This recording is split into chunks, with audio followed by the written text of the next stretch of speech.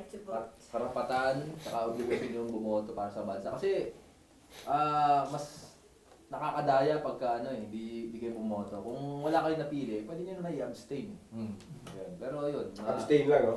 pag-aralan nyo. Kasi Vote pwedeng of no dayain. confidence. Ano yung blanco? Eh, paano po? Ano nga? Hindi, tama yun eh. Karapatan tsaka obligasyon siya.